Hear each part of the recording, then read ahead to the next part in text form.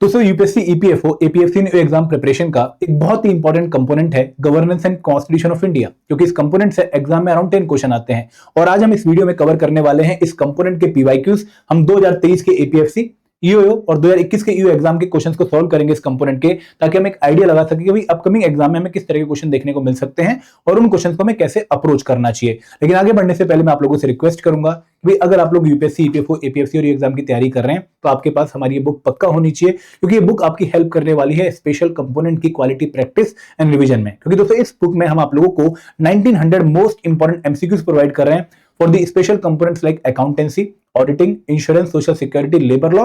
और दोस्तों यहाँ पे आप लोगों को हर एक कंपोनेंट के चैप्टर वाइज टेस्ट दिए गए हैं। और दोस्तों इसके साथ साथ अगर आप लोग कंप्लीट सिलेबस की अच्छी से क्वालिटी रिवीजन प्रैक्टिस करना चाहते हैं तो हमारी टेस्ट सीरीज आप लोगों के लिए है। इस टेस्ट सीरीज में आप लोगों को मोर देन 10,000 एमसीक्यूज हर एक कंपोनेंट के चैप्टर वाइज हम प्रोवाइड कर रहे हैं। यहाँ पर आप लोगों को ओवरऑल प्रिपरेशन इवैल्यूएट करने के लिए 10 फुल लेंथ टेस्ट मिल रहे हैं, और इसके साथ साथ आप लोगों को मंथली करंट अफेयर टेस्ट भी मिल रहे हैं, जिनके थ्रू आप अपनी करंट अफेयर की प्रिपरेशन को स्ट्रेंथन कर सकते हैं। और दोस्तों सबसे खास बात कि यहाँ पर आपके पास सॉल्व पीवाईक्यूज है, जिनके थ्रू आप एपीएफसी के पुराने पेपर्स को विद सॉल्यूशन चेक कर सकते हैं और ईओ के पुराने पेपर को भी विद सॉल्यूशन चेक कर सकते हैं। और वीकली मेंटर टॉक सेशन आपके पास भी है। तो यहाँ पे हम आप लोगों के लिए अट्रैक्टिव डिस्काउंट भी लेकर आ रखे हैं 87% का, जो आप अवेल कर सकते हैं by using the coupon code EPFO87। और दोस्तों इन बुक को परचेज करने का या फिर इस टेस्ट सीरीज में एनरोल करने का जो लिंक है आपको इस वीडियो के डिस्क्रिप्शन में मिल जाएगा। अब शुरुआत करते हैं इस वीडियो की में, जहां पर आज हम governance and constitution of India component के यूपीएससी ईपीएफओ एपीएफसी 2023 के पीवाईक्यू सॉल्व करने वाले हैं। देखिए पहला क्वेश्चन क्या था, पढ़ेंगे पहले क्वेश्चन को ध्यान से कि article 43 of the constitution of India enjoins the state to endeavour through legislation और economic organisation for payment of which of the following wages. Basically इस क्वेश्चन में आपसे पूछा गया है कि जो इंडियन कॉन्स्टिट्यूशन का आर्टिकल 43 है, देखो आर्टिकल 43 के नाम से आपके माइंड में डीपीएसपी आ जाने चाहिए, ठीक है। और डीपीएसपी में जो आर्टिकल 43 है उसके बारे में पूछा गया कि भाई जो आर्टिकल 43 है वो किस तरह के वेजेस के बारे में हमारे स्टेट को लेजिस्लेट करने के लिए या फिर इकोनॉमिक पॉलिसीज बनाने के लिए बोल रहा है। मतलब जो लेबर क्लास है या फिर जो एम्प्लॉय है उनको किस तरह का वेज जो है हमारी गवर्नमेंट के थ्रू दिया जाना चाहिए। जो लेजिस्लेशन बनेंगी या फिर जो इकोनॉमिक पॉलिसीज बनेंगी उसमें किस तरह के वेज को हमारी गवर्नमेंट को जो है सर्टिफाई करना है। क्या वो लिविंग वेज होगा, क्या वो मिनिमम वेज होगा, क्या वो फेयर वेज होगा, क्या वो नीड बेस्ड मिनिमम वेज होगा। तो यहाँ पर आपको ना कंफ्यूज करने की कोशिश करी गई है। क्वेश्चन बहुत सिंपल है, अगर किसी बच्चे को डीपीएसपी का आर्टिकल 43 पता है तो क्वेश्चन बिल्कुल भी टफ नहीं है। लेकिन इस क्वेश्चन में आपको कंफ्यूज किस लिए कर दिया गया है कि भाई ऑप्शन काफी क्लोज दे दिए हैं कि भाई क्या वो लिविंग वेज है, क्या वो मिनिमम वेज है, क्या वो फेयर वेज है, क्या वो नीड बेस्ड मिनिमम वेज है। तो आप लोगों ने करना क्या कि शांति से अपने माइंड में एक बार आर्टिकल 43 ऑफ इंडियन कॉन्स्टिट्यूशन को रिमाइंड करना है, ताकि आपको इसमें कोई कंफ्यूजन ना हो। आर्टिकल 43 ऑफ इंडियन कॉन्स्टिट्यूशन अगर आप उसका सोशलिस्टिक वाला पार्ट देखें, वो टिंज जो कि लेबर क्लास से डील करती है, अगर वो वाला पार्ट आप देखें तो वहां पर क्या बोला गया है कि भाई स्टेट शैल प्रोवाइड, ठीक है, a minimum living wage. A living wage बोला गया है to secure a living wage, minimum भी नहीं बोला गया, to secure a living wage, a decent standard of life and to provide social and cultural opportunities to all worker. अगर आप इसका सोशलिस्टिक वाला पार्ट देखेंगे तो वहां पर क्या बोला गया है कि state to secure a living wage, वहां पर लिविंग वेज क्लियरली लिखा गया है आर्टिकल 43 में। A decent standard of life, देखो decent standard of life define नहीं किया गया लेकिन ये वर्ड बोला गया है। And to secure social and cultural opportunities for all worker, तो वहां पर जो वर्ड क्लियरली मेंशन किया गया है वो है लिविंग वेज। मिनिमम वेज में नहीं मेंशन किया गया, फेयर वेज नहीं मेंशन किया गया और नीड बेस्ड मिनिमम वेज भी मेंशन नहीं किया गया। तो इस क्वेश्चन का राइट आंसर क्या है, ऑप्शन ए। तो दोस्तों यहाँ पर ना आप लोगों ने ज्यादा दिमाग नहीं लगाना है क्वेश्चन में, आप लोगों ने तसल्ली से आर्टिकल 43 को याद रखना है।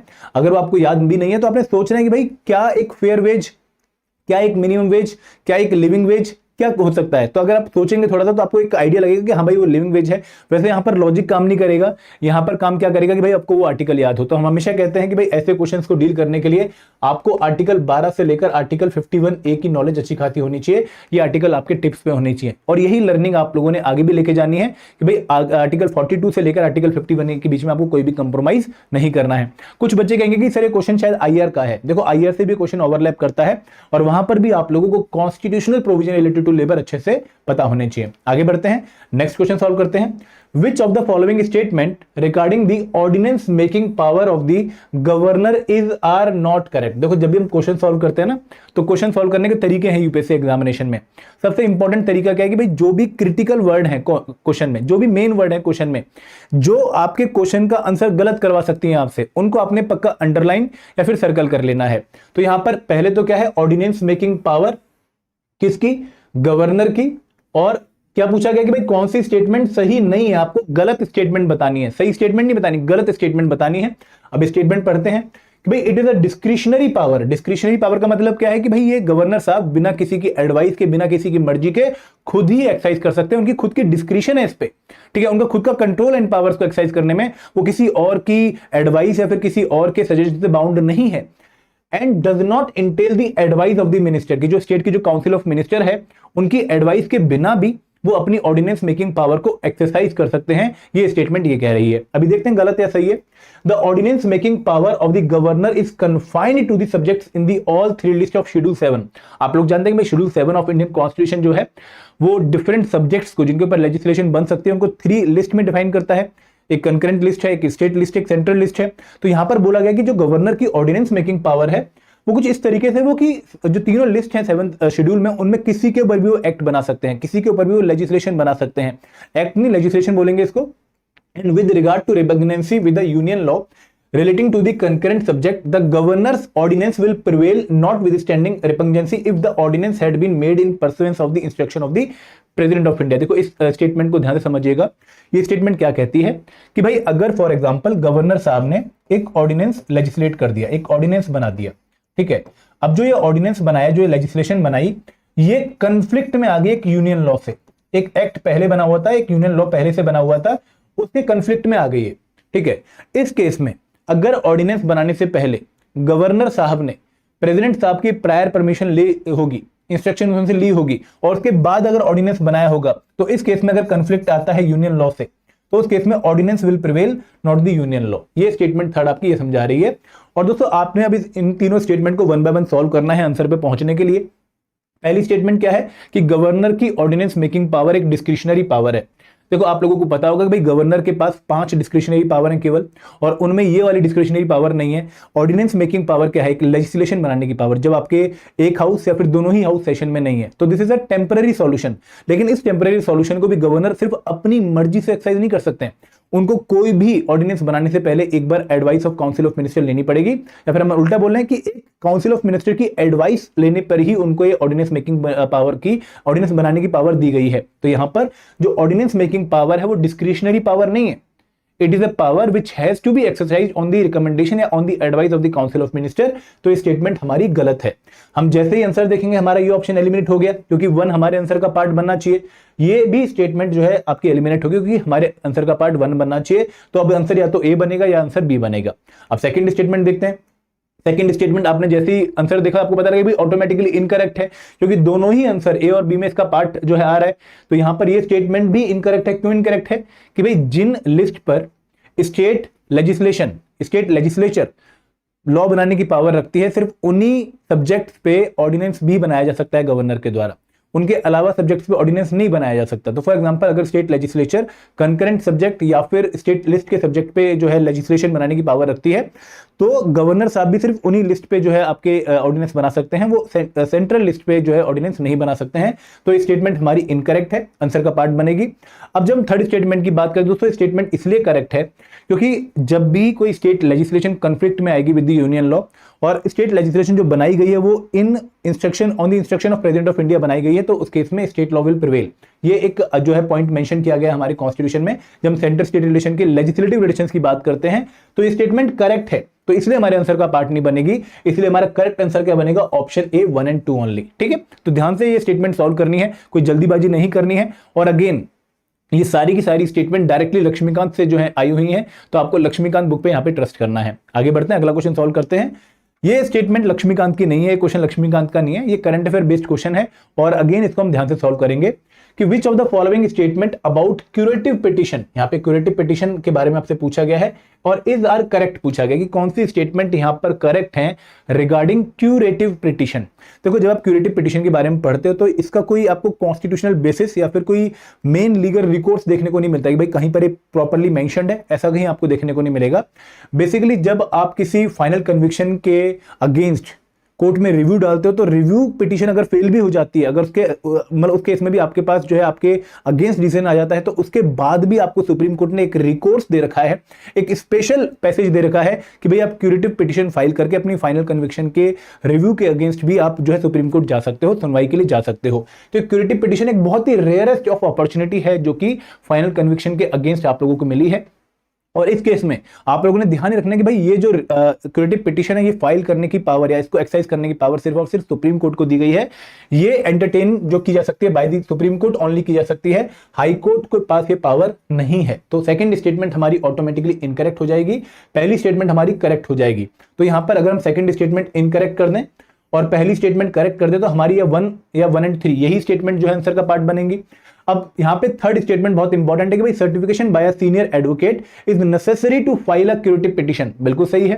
देखो जो एक सीनियर एडवोकेट होगा, जब उसको पूरा ये इंक्वायरी करेगा, उसको लगेगा कि भाई हाँ ये एक सही जो है पिटीशन, इसको मैं फाइल कर सकता हूं on the ground of violation of natural justice, या फिर कोई बायसनेस है जस्टिस में, या फिर कोई ग्रेव जो है एरर हुआ है जस्टिस देते हुए, तो उस केस में सीनियर एडवोकेट के प्रोसीडिंग्स के थ्रू ही ये सुप्रीम कोर्ट में फाइल होगी। तो ये स्टेटमेंट भी करेक्ट है। तो यहाँ पे हमारा जो आंसर बनेगा वो बनेगा 1 and 3। पहली स्टेटमेंट करेक्ट है और थर्ड स्टेटमेंट करेक्ट है। और दोस्तों अगर आप लोगों को इसके लीगल बेसिस के बारे में जानना भी है कि भाई किस पर्टिकुलर केस से हमें पहली बार क्यूरेटिव पिटीशन के बारे में पता लगा, तो एक बहुत ही फेमस केस है 2002 का, ठीक है, एग्जैक्टली मुझे याद नहीं पर एक बार फिर भी देखेंगे तो एक Rupa Ashok Hurra case versus Ashok Hurra and another case है। आप इसको एक बार चेक करेंगे तो उस केस में पहली बार हमें क्यूरेटिव पिटीशन के बारे में जो है पता लगा। एक यूनियन कार्बाइड वाला केस भी, वहां पे भी क्यूरेटिव पिटीशन के बारे में हमें पता लगा।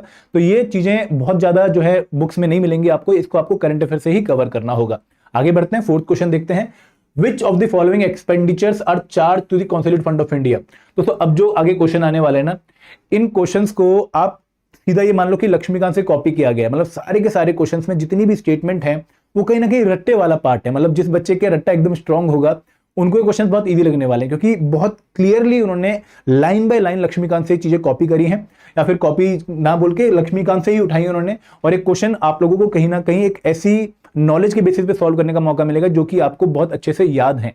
तो यहां पर जैसे क्वेश्चन है कि which of the following expenditures are charge to the consolidated fund of India. तो यहां पर आपको बेसिकली क्या पूछा गया है कि जब हम बजट पास करवाते हैं तो दो तरह के एक्सपेंडिचर होते हैं। एक होते हैं the expenditure charged from the Parliament of India and expenditure votable by the Charge of India और made on the Consolidated Fund of India। दो तरह के एक्सपेंडिचर है। पहला क्या है, which is charged on the Consolidated Fund of India, और दूसरा क्या है, which is made on the Consolidated Fund of India। जो हमारा मेन फंड है उस पर या तो चार्ज है या मेड है। अब इनमें फर्क क्या है, देखिए अगर चार्ज एक्सपेंडिचर है तो उसके ऊपर पार्लियामेंट में वोटिंग नहीं होगी, इनको पास कराने के लिए कोई वोटिंग नहीं होती है। हाँ इनके ऊपर डिस्कशन हो सकता है लेकिन कोई वोटिंग नहीं होगी और ये सच पास हो जाते हैं, ठीक है। लेकिन अगर मैं बात करूं made on consolidated fund of India, उस केस में क्या होगा कि भाई आप लोगों को जो एक्सपेंडिचर है वो वोटिंग के थ्रू ही पास करवाना पड़ेगा और तभी वो आपके पास ग्रांट वगैरह आएगी। ये आप लोगों को पॉइंट बहुत क्लियर होना चाहिए। तो कौन से ऐसे एक्सपेंडिचर है जिनके ऊपर पार्लियामेंट में वोटिंग नहीं होती, सिर्फ डिस्कशन होती है। The debt charges for which the government of India is liable. बिल्कुल सही। देखो जो डेट चार्जेस है गवर्नमेंट ऑफ इंडिया के ऊपर, जिसके ऊपर उनको पेमेंट देनी है, इंटरेस्ट पेमेंट देनी है, वो चार्ज फंड एक्सपेंडिचर का पार्ट है। तो ये आंसर हमारा जो है बनेगा the emoluments of and allowances of the president and other expenditure relating to either office. कि भाई जितना भी प्रेसिडेंट साहब का खर्चा है उनके जो एमोलुमेंट है वो भी चार्ज एक्सपेंडिचर का पार्ट बनेंगे। बिल्कुल सही स्टेटमेंट है। The salary allowances and pensions payable to और इन रिस्पेक्ट ऑफ जजेस of the supreme court. Supreme court का जितना भी खर्चा है, सुप्रीम कोर्ट के जो है जजेस की जितनी भी पेंशन वगैरह है वो सारा चार्ज एक्सपेंडिचर है। बिल्कुल सही स्टेटमेंट है।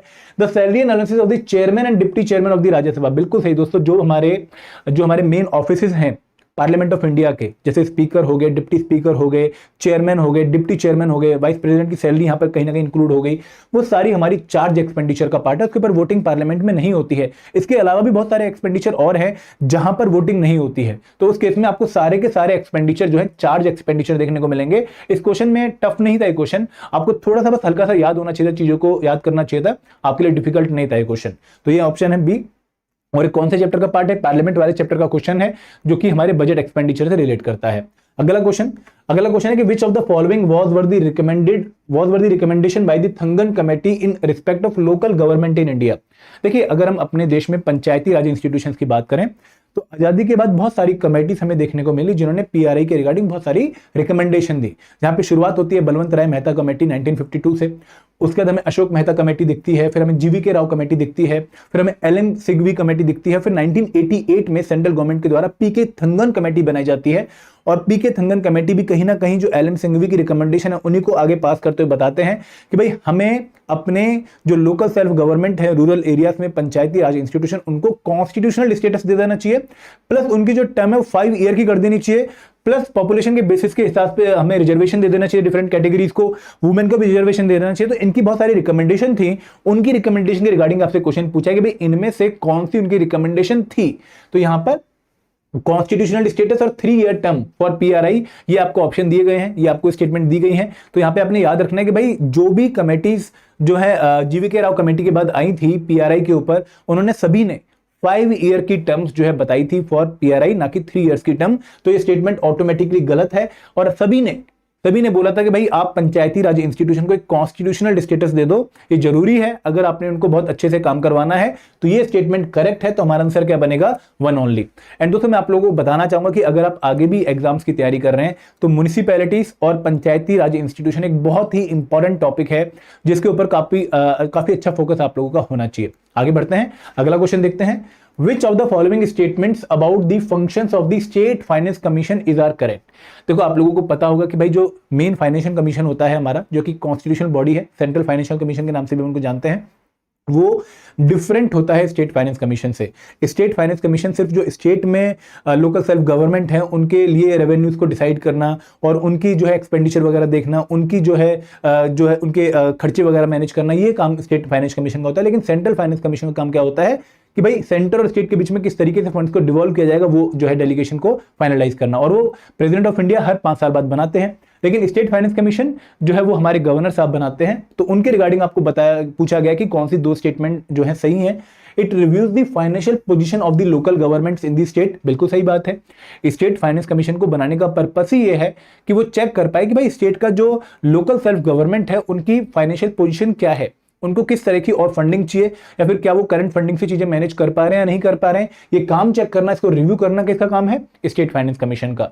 It reviews the distribution of revenue between rural and urban local government, ये भी बिल्कुल सही है कि भाई चेक करना कि भाई रूरल एरिया को कितनी ग्रांट जाएगी और अर्बन एरिया को कितना फंड जाएगा, और क्या वो फंड सही बेसिस पे डिवाइड हो रहा है, उसको रिव्यू करने का काम भी किसका है, स्टेट फाइनेंस कमीशन का। तो यहां पर दोनों ही स्टेटमेंट हमारी एकदम करेक्ट है। क्वेश्चन टफ नहीं है, अगर आप थोड़ा सा लॉजिक भी लगाएं और अगर आपने पढ़ा हुआ फिर तो बिल्कुल ही आपको टफ नहीं लगने वाला है। अगला क्वेश्चन, एंड दोस्तों ये क्वेश्चन थोड़ा ट्रिकी था, ये क्वेश्चन अगेन लक्ष्मीकांत का नहीं है, ये आपको करंट अफेयर बेसिस पे क्वेश्चन देखने को मिला है। And this question is regarding department of economic affair. देखो यहाँ पे मैं आपको बोलना चाहूंगा कि जो डिपार्टमेंट ऑफ फाइनेंशियल अफेयर है, ठीक है, या डिपार्टमेंट ऑफ फाइनेंस हम कह लेते हैं उसको, और हमारा जो डिपार्टमेंट ऑफ इकोनॉमिक अफेयर है या फिर पीएमओ हो गया, कैबिनेट सेक्रेटरी हो गए, ये एक इंपॉर्टेंट ऑफिसेज हैं, इंपॉर्टेंट पोस्ट इनके रिगार्डिंग एग्जाम में क्वेश्चन पूछे भी गए हैं पास में यूपीएससी प्रीलिम्स में, और इस एग्जाम में भी आगे पूछे जा सकते हैं। तो आपको इन कॉन्स्टिट्यूशनल पोस्ट को काफी अच्छे से कवर कर लेना है। तो यहां पे क्या पूछा गया है कि the department of economic affair is the nodal agency of the government of India to formulate and monitor the country's economic policies. बिल्कुल सही बात है। देखो डिपार्टमेंट ऑफ इकोनॉमिक अफेयर, अगर आप नाम से इसको समझें तो हमारे देश की जो मैक्रो इकोनॉमिक पॉलिसीज हैं उनको फॉर्मुलेट करने में, उनको रिव्यू करने में इसका बहुत बड़ा रोल है, ये काम यही करता है। And that have a bearing on the domestic and international aspect of economic management. बिल्कुल सही बात है कि अगर हमने मान लो फॉरेन से कोई हमें फंड उठाना है, उसको मैनेज करना है, तो अगेन वो काम कौन करता है, डिपार्टमेंट ऑफ इकोनॉमिक अफेयर करता है। तो पहली स्टेटमेंट एग्जैक्टली करेक्ट है और आपसे करेक्ट स्टेटमेंट ही पूछी गई है। The principal responsibility of the Department of Economic Affairs is the preparation and presentation of the Union Budget। देखो यूनियन बजट इस टाइम पर जो है रेलवे बजट को इंक्लूड करता है, तो उसको जो है बनाने का काम, उसकी फॉर्मुलेशन का काम कौन करता है, वो हमारा डिपार्टमेंट ऑफ इकोनॉमिक अफेयर करेगा। और यहाँ पे आपने याद रखना है कि जिन स्टेट्स में प्रेजेंट रूल है उनका बजट भी कौन बनाने में हेल्प करता है, डिपार्टमेंट ऑफ इकोनॉमिक अफेयर। तो यहाँ पर अगेन दोनों ही स्टेटमेंट करेक्ट हैं और ये क्वेश्चन जो है वो आपका करंट अफेयर बेस्ड क्वेश्चन था। अब आते हैं 8th क्वेश्चन पे। दोस्तों ये क्वेश्चन मैं कहूंगा कि भाई आप प्रॉपर लक्ष्मीकांत में जब डिस्ट्रिक्ट प्लानिंग कमेटी पढ़ोगे या फिर मेट्रोपॉलिटन प्लानिंग कमेटी पढ़ोगे तो आपको एग्जैक्टली वर्ड बाय वर्ड यही लाइन देखने को मिलेंगी। तो लक्ष्मीकांत से इस पेपर में 9 में से 7 क्वेश्चन डायरेक्टली पूछे गए हैं, आप लोग इस बुक पे ट्रस्ट कर सकते हो। क्वेश्चन क्या पूछा गया है कि जो डिस्ट्रिक्ट प्लानिंग कमेटी होती है, हम जब म्यूनिसिपैलिटीज वाला टॉपिक पढ़ते हैं तो वहां पर डिस्ट्रिक्ट प्लानिंग कमेटी आती है। इसका काम क्या होता है? ड्राफ्ट डेवलपमेंट प्लान बनाना, और इसकी जो कंपोजिशन होती है, इसकी जो मैनर ऑफ इलेक्शन है मेंबर्स के, या फिर चेयरपर्सन के, या फिर कितने सेंट्रल गवर्नमेंट के इसमें जो है MP MLA रहेंगे स्टेट गवर्नमेंट के, वो सारे डिसाइड करना स्टेट जो लेजिस्लेचर का काम होता है। सिमिलरली मेट्रोपॉलिटन कमेटी के रिगार्डिंग भी यही जो पावर्स हैं कि भाई कौन इसका मेंबर बनेगा, मेट्रोपॉलिटन प्लानिंग कमेटी का कंपोजिशन क्या होगी, प्लस इसके इलेक्शन कैसे होंगे, इसमें चेयरपर्सन के इलेक्शन कैसे होंगे, इनमें जो है कौन से MP कौन से MLA को इंक्लूड किया जाएगा, कैसे इंक्लूड किया जाएगा, सारी जो बातें स्टेट लेजिस्लेचर बनाता है।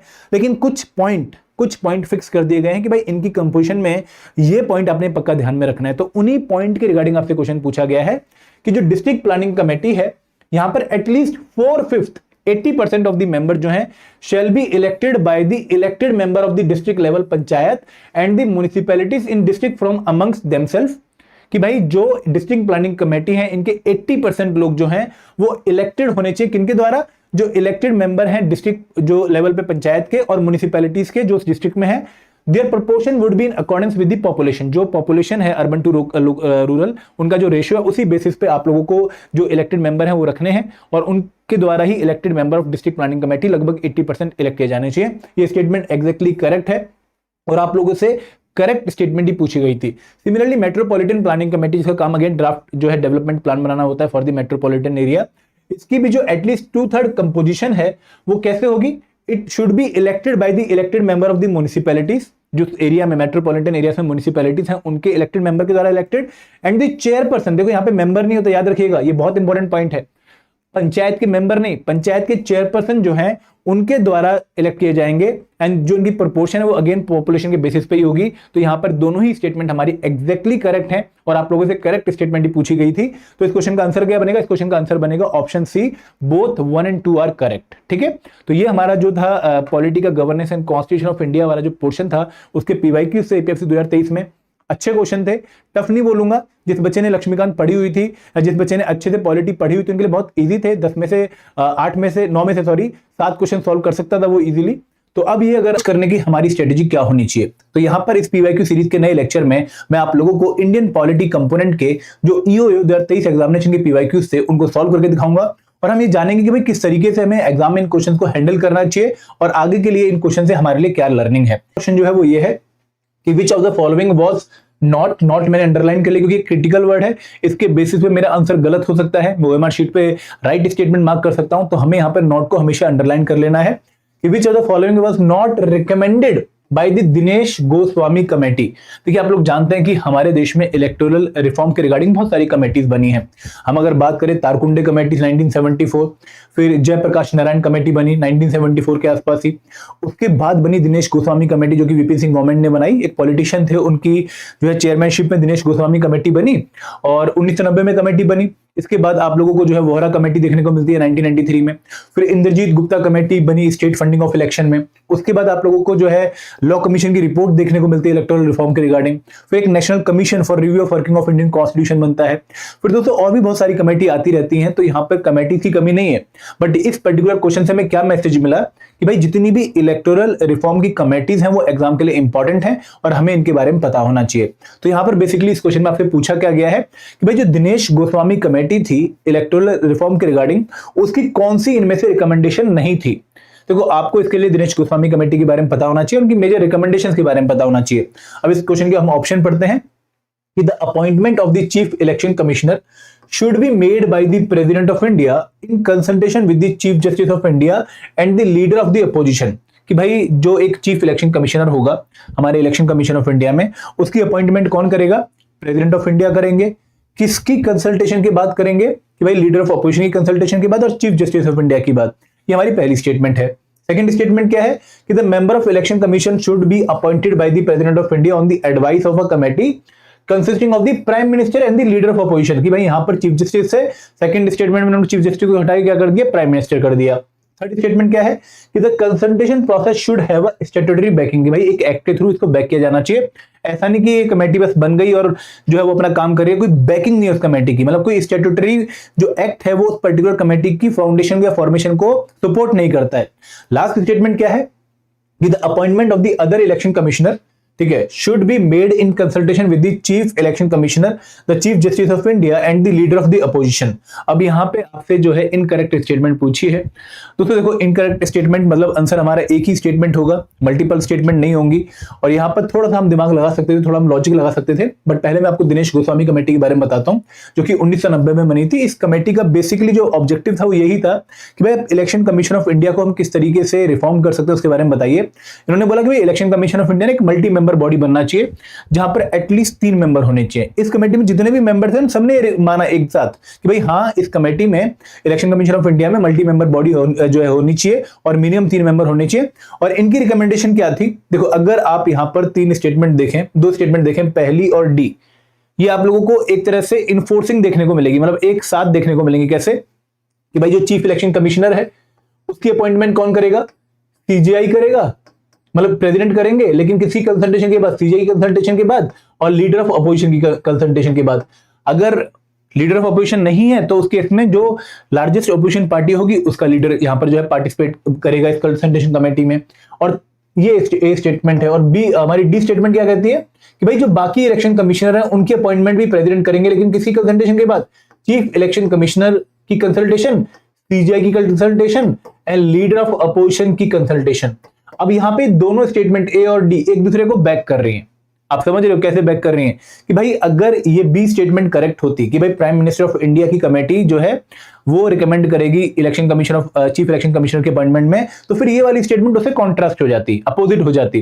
बट यहां पर ए और डी एक दूसरे को सपोर्ट करती हो कि यहां पे चीफ जस्टिस ऑफ इंडिया भी कॉमन है और यहां पर लीडर ऑफ अपोजिशन भी कॉमन है। यहां पर भी चीफ जस्टिस ऑफ इंडिया है और यहां पर भी लीडर ऑफ अपोजिशन है। और एक बहुत ही कॉमन सी एक बात है कि भाई अगर बाकी इलेक्शन कमिश्नर को हम अपॉइंट कर रहे हैं तो कहीं ना कहीं चीफ इलेक्शन कमिश्नर की हम जो है कंसल्टेशन लेंगे, तो वो तो यहाँ पे आने स्वाभाविक थे। तो यहाँ पर ए और डी जो स्टेटमेंट है वो सपोर्टिंग है। इनमें से अगर आप एक गलत करोगे तो दूसरी ऑटोमेटिकली गलत हो जाएगी, तो उस केस में ये तो आंसर का पार्ट नहीं बनेगा, क्योंकि 2 स्टेटमेंट गलत नहीं हो सकते हैं।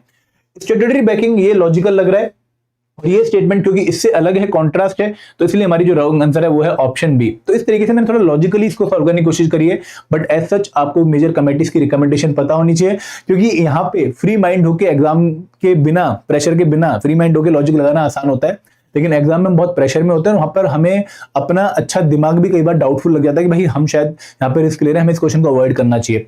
तो एज सच इस क्वेश्चन का आंसर है ऑप्शन बी कि भाई प्राइम मिनिस्टर नहीं, chief justice of India and leader of opposition की जो कमेटी है उसकी कंसल्टेशन के बाद, उसकी रिकमेंडेशन के बाद ही प्रेसिडेंट ऑफ इंडिया किसी को चीफ इलेक्शन कमिश्नर, और अगर बाकी इलेक्शन कमिश्नर आपने अपॉइंट करने हैं तो उस केस में आपको सीसी की भी कंसल्टेशन लेनी पड़ेगी। तो राइट आंसर क्या है? Option B. अगला क्वेश्चन सॉल्व करते हैं। काफी बड़ा क्वेश्चन है बट ध्यान से सॉल्व करिएगा क्योंकि बहुत ईजी क्वेश्चन है। हम जब लक्ष्मीकांत में सुप्रीम कोर्ट ऑफ इंडिया पढ़ते हैं या फिर हम किसी भी तरीके से सुप्रीम कोर्ट ऑफ इंडिया के टॉपिक को कवर करते हैं तो वहां पर हम रिटायर्ड जज की अपॉइंटमेंट के बारे में पढ़ते हैं। तो यहाँ पे पहले तो मैं बोलूंगा कि इस क्वेश्चन को सॉल्व करने की हमें टेक्निक समझनी है कि किस तरीके से हमें अप्रोच करना चाहिए। Which of the following statement regarding the attendance of the retired judges at the sittings of Supreme Court of India is are correct? मतलब होता क्या कि देखो, अगर कोई जज सुप्रीम कोर्ट का, हाई कोर्ट का रिटायर हो गया तो उसको द्वारा से सुप्रीम कोर्ट की प्रोसीडिंग्स में जज बनाया जा सकता है, उसकी अटेंडेंस द्वारा सिक्योर की जा सकती है। इसके रिगार्डिंग आपसे क्वेश्चन पूछा गया है कि इनके रिगार्डिंग कौन सी स्टेटमेंट सही है। यहाँ पे नहीं है, नहीं पूछा है, पूछा है। पहली स्टेटमेंट, चलो हमें आर्टिकल याद नहीं है भाई, 128 आर्टिकल हमें बिल्कुल भी याद नहीं है, हम मेजर आर्टिकल याद करते हैं। सर ने बोला कि भाई आर्टिकल 12 से लेकर आर्टिकल 51 ये पता होना चाहिए, ठीक है। फिर आर्टिकल 74, 75, 110 मनी मिल वाला, 143, ठीक है, 148 कैग वाला, ऐसे आर्टिकल हमें पता होने चाहिए। हम 128 की तो बात भी नहीं करते हैं, तो पहली स्टेटमेंट हमें नहीं आती। हमें मान के चले कि सर पहली स्टेटमेंट हमारे लिए नीम बटा सन्नाटा है, हमें नहीं पता कि आंसर करेक्ट है या नहीं है। हम आगे बढ़ते हैं। The chief justice of India may at any time request anyone who has held office as a judge of the Supreme Court or a High Court to sit and act as a judge of Supreme Court। Logical लग रही है, ठीक लग रही है यहां तक statement. हाँ, थोड़ी बहुत कमी हमें अपनी नॉलेज से पता लग रही है कि चीफ जस्टिस ऑफ इंडिया ऐसे ही किसी को जो है सुप्रीम कोर्ट का जज नहीं बना सकता, किसी रिटायर्ड जज को सुप्रीम कोर्ट या हाई कोर्ट के जज नहीं बना सकता without the first consultation with the president of India, और जो पर्सन अपॉइंट होना है उसकी कंसल्टेशन के बाद। बेसिकली उससे जो है पूछा जाता है, लेकिन पहले प्रेसिडेंट साहब से परमिशन ली जाती है। तो ये स्टेटमेंट हाफ करेक्ट है, अभी हम इसको सही नहीं मानेंगे। Chief justice of India met any time with the previous consent of the president. अब देखो यहां पे ये वर्ड आ गया है, previous consent of the president. President साहब से पहले परमिशन लेने के बाद request any person who has held the office of chief justice. अब यहां पर इन्होंने वर्ड डाल दिया सिर्फ चीफ जस्टिस, यहां पर इन्होंने सिर्फ जज नहीं बोला, यहां पर चीफ जस्टिस वर्ड भी बोल दिया है, of a high court to sit and act as a जज ऑफ सुप्रीम कोर्ट। तो यहां पर प्रीवियस कंसेंट वाला पॉइंट तो ऐड हो गया, लेकिन ये वाले पॉइंट ने हमारे को डाउटफुल डाल दिया। The chief justice of India may at any time with the previous consent of the president, बहुत बढ़िया। Request any person who has held the office of a जज of the supreme court to sit and act as a जज of supreme court. तो ये statement हमें बहुत ज्यादा correct लगती है। पहली स्टेटमेंट, सेकंड वाली जो स्टेटमेंट थी उससे more appropriate and more complete statement है। ये स्टेटमेंट तो रॉन्ग हो गई, क्यों होगी भाई, यहाँ पे चीफ जस्टिस वर्ड डाल दिया जज की जगह, तो इसलिए हमारी फोर्थ स्टेटमेंट तो 100% करेक्ट है। ठीक है, अब हमें यहाँ पे डाउट नहीं है कि भाई आंसर में जो है 1 और 3 तो पक्का नहीं आएगा, लेकिन 1 और 4, 2 और 4 और 4 आ सकता है। 2 भी हमने गलत कर दी है, क्योंकि भाई यहाँ पे हाफ करेक्ट है, फुल करेक्ट नहीं है। या तो 4 ठीक होगी या 2 ठीक होगी, तो इसको भी हमने जो है नेग्लेक्ट कर दिया। अब डाउट है कि भाई फर्स्ट स्टेटमेंट करेक्ट है नहीं है। तो यहाँ पे दोस्तों जिसका लक अच्छा है, जिसको आर्टिकल 128 के बारे में पता है, या जो थोड़ा सा रिस्क लेगा वही सही कर पाएगा भाई हाँ आर्टिकल 128 डील करता है with the attendance of retired जज इन द सुप्रीम कोर्ट। तो यहाँ पर पहली स्टेटमेंट भी करेक्ट है। राइट आंसर क्या है, ऑप्शन ए 1 और 4 ओनली। ठीक है, आगे बढ़ते हैं। अगला क्वेश्चन, ये क्वेश्चन दोस्तों बहुत सिंपल था, इसने काफी बच्चों के चेहरे पे एक बहुत बड़ी मुस्कुराहट लेकर आई पेपर में, कि which one of the following is not a constitutional body in India. देखो अगर आप लोगों को constitutional body and non constitutional bodies की लिस्ट भी पता है कि भाई कौन सी बॉडी कॉन्स्टिट्यूशनल है और कौन सी बॉडी नॉन कॉन्स्टिट्यूशनल है, तो भी आप ये क्वेश्चन सॉल्व कर लोगे। तो यहाँ पर आराम से इस क्वेश्चन को सॉल्व करना, क्योंकि जल्दीबाजी में कई बार हम ओएमआर शीट पे आंसर गलत लगा देते हैं, वो हमें सिली मिस्टेक नहीं करनी, क्योंकि ये स्कोरिंग एरिया पूरी दुनिया इसको ठीक करके आएगी। विच one of the following is not a constitutional body, national human right commission, national commission for scheduled tribe. ठीक है, हम याद करते हैं आर्टिकल 338A। ठीक है, national commission for backward classes article 338B, हम इनके अमेंडमेंट भी साथ में लिख लेते हैं, कहीं ना कहीं इसके साथ 65th अमेंडमेंट। ठीक है, और हमारी 89th अमेंडमेंट जुड़ी हुई है।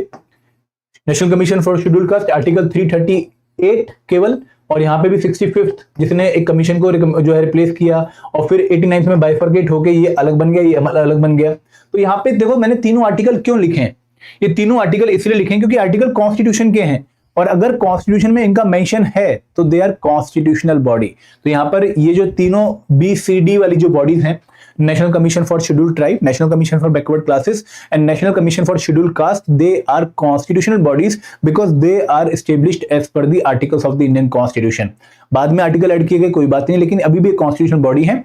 ठीक है, तो यहां पर आंसर क्या बनेगा, option A is not a constitutional body. क्यों नहीं है भाई, क्योंकि भाई ये protection of human right act 1993 के थ्रू बनी है, एक स्टैट्यूटरी बॉडी है, ये कॉन्स्टिट्यूशनल बॉडी नहीं है, इसका मेंशन कहीं भी हमारे कॉन्स्टिट्यूशन में नहीं है। ठीक है, ऑप्शन ए। आगे बढ़ते हैं। तो फिर एक बार मुझे चैट बॉक्स में कमेंट सेक्शन में पक्का बताइएगा कि वो कौन सी अमेंडमेंट थी, वो कौन सी अमेंडमेंट थी 2018-19 की, जिसके through national commission for backward classes बना है, जिससे उसको कॉन्स्टिट्यूशनल स्टेटस का दर्जा दिया गया है। आपको मुझे यहां पर कमेंट सेक्शन में हर एक बच्चे ने पक्का बताना है। आगे बढ़ते हैं। ये क्वेश्चन बहुत अच्छा था, आराम से सॉल्व करना था, कुछ जल्दीबाजी नहीं करनी थी, क्योंकि क्वेश्चन देखने में लेंथी है लेकिन बहुत सिंपल क्वेश्चन था।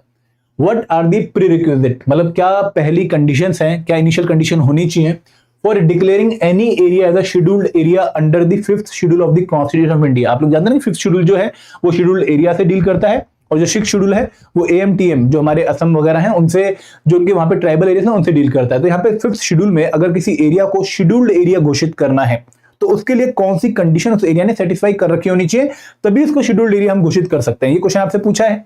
ऑप्शन क्या है, preponderance of the tribal population, कि भाई ट्राइबल पॉपुलेशन काफी ज्यादा होनी चाहिए। सिंपल सी बात, हमें पता है कि भाई शेड्यूल्ड एरिया ट्राइबल एरिया में हम उनको स्पेशल एरिया इसलिए मानते हैं कि वहां पे थोड़ी सी ट्राइबल पॉपुलेशन बाकी एरिया से ज्यादा है। तो ये ऑप्शन एकदम करेक्ट होगा, हमारे आंसर का पार्ट बनेगा। तो ए हम हटा देते हैं। Compactness and reasonable size of the area, इस पे अभी नहीं जाते हैं क्योंकि हमें डाउट है कि भाई ये तो हमने शायद पढ़ा ही नहीं है। Economic backwardness of this area, ये एक पॉइंट होता है बिल्कुल कि भाई इकोनॉमिक बैकवर्ड अगर एरिया है, ट्राइबल पॉपुलेशन बहुत ज्यादा है और अभी भी मेन स्ट्रीम से नहीं जुड़ी हुई है, तो उस केस में उसको हमें स्पेशल एरिया देना चाहिए, शेड्यूल्ड एरिया घोषित कर देना चाहिए। तो यहाँ पर 3 हमारे आंसर का पार्ट बनेगा, तो बाकी तीनों में 3 आ रहा है। अब notification must be issued by the governor of the concern state. देखो अगर किसी भारत में किसी भी एरिया को आपने शेड्यूल्ड एरिया घोषित करना है तो उसके लिए जो ऑर्डर इशू होगा वो governor of the state issue नहीं करेंगे। आई होप आपके माइंड में आंसर आ गया हो।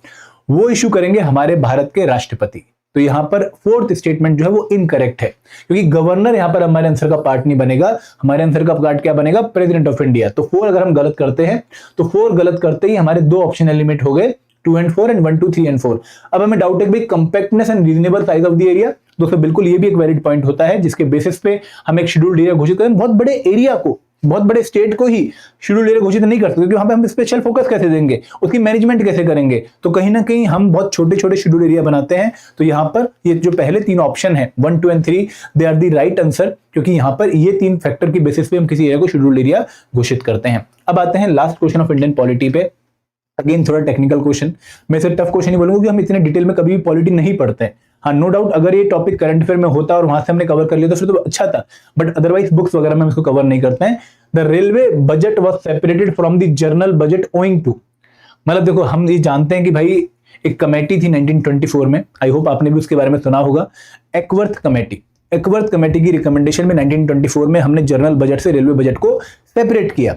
लेकिन यहां पर उन्होंने कमेटी से भी डीप में जाके पूछा कि भाई वो कौन सी कन्वेंशन थी जिसको बेसिस मान के हमने इसको सेपरेट किया। एक्वर्थ कमेटी ने रिकमेंडेशन दे दी, लेकिन किस कन्वेंशन के बेसिस पे हमने जनरल बजट और रेलवे बजट को सेपरेट किया। आपको बताना चाहूंगा कि वो कन्वेंशन थी सेपरेशन कन्वेंशन ऑफ 1924, जिसके बेसिस पे हमने जनरल बजट को सेपरेट किया फ्रॉम दी रेलवे बजट। और ये थोड़ा टफ क्वेश्चन था। अब आपको मुझे ये बताना है कि भाई कौन से ईयर में अरुण जेटली साहब ने पहली बार एक मर्ज्ड बजट, रेलवे बजट और जनरल बजट पेश किया। आपके पास दो क्वेश्चन है कमेंट सेक्शन में आंसर करने के लिए। पहला क्वेश्चन क्या है कि भाई कौन सी अमेंडमेंट थी जिसने national commission for backward class को कॉन्स्टिट्यूशनल स्टेटस दे दिया, पहला क्वेश्चन आप लोगों से। और दूसरा क्वेश्चन क्या है भाई अरुण जेटली साहब ने कौन से ईयर में मर्ज्ड रेलवे बजट और जनरल बजट को पेश किया। तो आप सबने आंसर करना है। मैं देखना चाहूंगा कि भाई किस बच्चे ने सही आंसर किया है। तो ये हमारे आज के 5 के पॉलिटी क्वेश्चन थे फ्रॉम ईओ एग्जामिनेशन ऑफ 2023।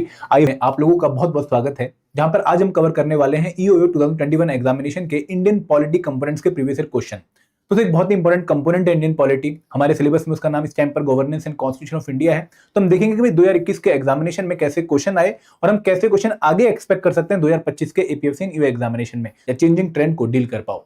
अब दोस्तों बात करते हैं हमारे पहले क्वेश्चन की, और मैं आप लोगों से रिक्वेस्ट करूंगा कि इन क्वेश्चन को आप मेरे सामने सॉल्व करो ताकि आप लोगों को भी आइडिया लगे कि भाई किस तरीके से हमें क्वेश्चन को अप्रोच करना चाहिए। ठीक है, तो ये पहला क्वेश्चन है कि who among the following speaker of Lok Sabha formally disassociated from the political party after its election as the speaker, कि भाई कौन सा ऐसा पर्सन था जो कि लोकसभा का स्पीकर बनने के बाद जिस पॉलिटिकल पार्टी से वो बिलोंग करता था उसे डिसोसिएट हो जाता, उसे उसकी मेंबरशिप छोड़ देता। फॉर एग्जांपल जब हम जानते हैं कि भाई पार्लियामेंट में जो लोकसभा में जब कोई स्पीकर बनता है हाउस का, तो जनरली वो एक रूलिंग पार्टी का मेंबर होता है। तब जब वो स्पीकर बनता है तो वो रूलिंग पार्टी की मेंबरशिप छोड़ता नहीं है, वो कहीं ना कहीं रूलिंग पार्टी की मेंबरशिप को बरकरार रखते हुए स्पीकर पोस्ट पे अपना काम करता है। बहुत कम ही ऐसे लोग हैं, हार्डली एक ही पर्सन ऐसा हुआ है सिंस इंडिपेंडेंस जिसने स्पीकर पोस्ट पे सिलेक्ट होने के बाद अपनी रूलिंग पार्टी की मेंबरशिप छोड़ दी। अब वही क्वेश्चन आपसे पूछा गया वो पर्सन कौन था। अब दोस्तों स्पीकर एक बहुत इंपॉर्टेंट पोस्ट है, एक इम्पार्शियल पोस्ट है, तो वहां पे अगर कोई पर्सन रूलिंग पार्टी की मेंबरशिप छोड़ता है तो उसकी फेयरनेस और जो है इंक्रीज हो जाती है। तो यहाँ पे वो पर्सन अभी तक सिर्फ एक ही थे जो कि हमारे प्रेसिडेंट भी बने हैं, वो है नीलम संजीवा रेड्डी। तो यहाँ पे राइट आंसर क्या है, option C. Neelam Sanjiva Reddy was the only person जिन्होंने आजादी के बाद स्पीकर पोस्ट पे इलेक्ट होने के बाद अपनी जो पॉलिटिकल पार्टी जिसे वो बिलोंग करते थे उसकी मेंबरशिप से जो है डिसएसोसिएशन कर ली थी, उसको छोड़ दिया था और फिर उन्होंने स्पीकर पोस्ट को संभाला था। तो ये क्वेश्चन बहुत ही इंपॉर्टेंट था और आप लोगों के लिए हिस्टोरिकल पर्सपेक्टिव से भी इंपॉर्टेंट है। आई होप इसका आंसर आप लोगों को ऑलरेडी पता होगा।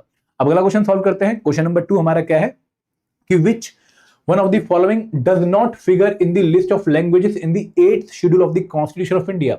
तो देखो पहला क्वेश्चन भी फैक्चुअल था, सेकंड क्वेश्चन भी फैक्चुअल आ गया। तो यहाँ पे जिस बच्चे को पूरी चीजें रटी हुई हैं, जिसको पूरा 8th शेड्यूल की 22 लैंग्वेजेस का ज्ञान है, वही बच्चा इन क्वेश्चन को सॉल्व कर पाएगा। तो यहाँ पे क्वेश्चन बेसिकली पूछा गया है कि जो हमारे कॉन्स्टिट्यूशन का 8th शेड्यूल है, इनमें से कौन सी लैंग्वेज उस शेड्यूल में मेंशन नहीं करी गई है।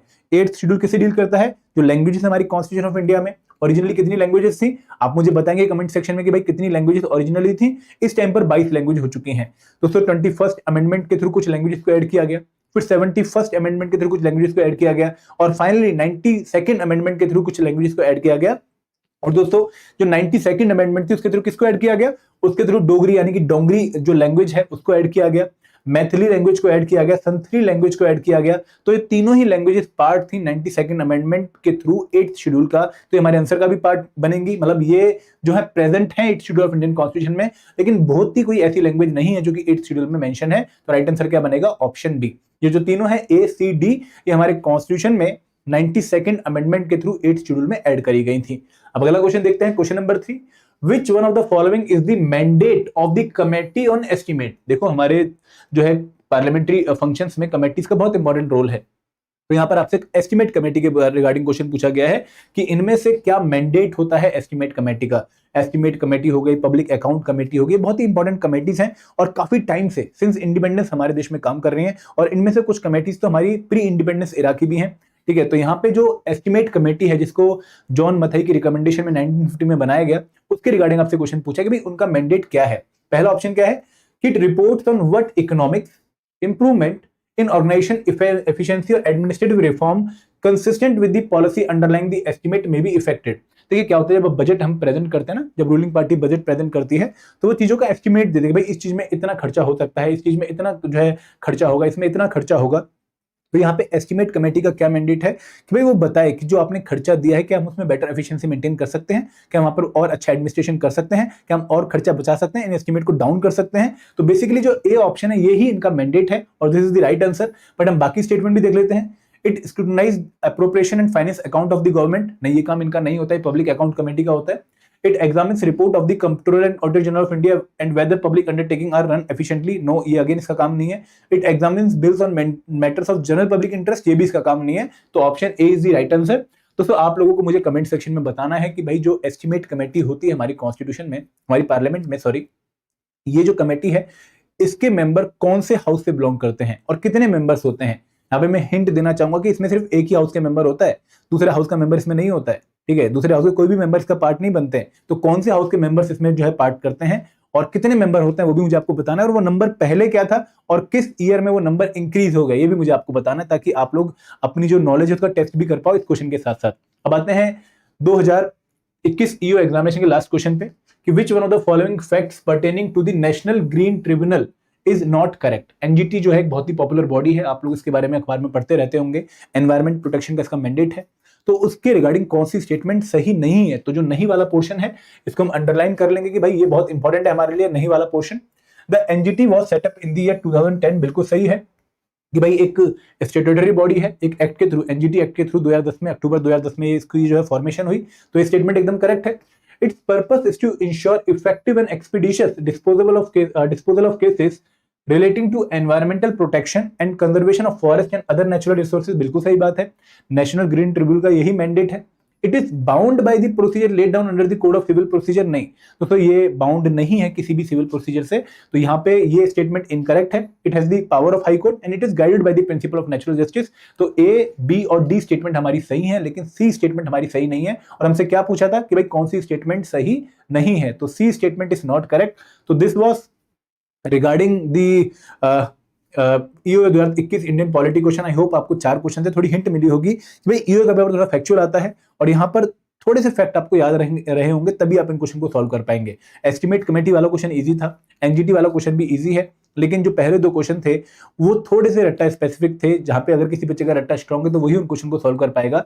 बट दोस्तों हमें हिंट यही मिलती है कि भाई इंडियन पॉलिटी या फिर मॉडर्न सीए से जो कंपोनेंट हैं वो एग्जाम में कहीं ना कहीं हमें हल्के से टफ देखने को मिलेंगे, जहां पर बहुत अच्छी इंफॉर्मेशन वाला बच्चा ही उन क्वेश्चन को सॉल्व कर पाएगा। तो मेरी आपसे यही रिक्वेस्ट होगी कि जब आप इन कंपोनेंट्स को प्रिपेयर करें तो समझिए तो जरूर, लेकिन जो फैक्ट है उनको अच्छे से याद कर लीजिए ताकि आप एग्जाम में उनको अच्छे से प्रेजेंट करके क्वेश्चन को सॉल्व कर पाए। दोस्तों मैं आशा करता हूं कि आपको वीडियो अच्छी लगी होगी, जहां पर हमने पिछले 3 पेपर्स के पीवाईक्यूज को सॉल्व किया है। दोस्तों अगर आप इस एग्जाम की क्वालिटी रिवीजन एंड प्रैक्टिस करना चाहते हैं फॉर दी स्पेशल कंपोनेंट, तो हमने आपके लिए एक स्पेशल बुक डिजाइन कर दी है, जहां पर आप लोगों को 1900 most important MCQs of IR and labour law, social security, insurance, accountancy, auditing, computer हम प्रोवाइड करें। चैप्टर वाइज एमसीक्यूज हैं विद डिटेल एक्सप्लेनेशन है और as per the latest syllabus and latest pattern है।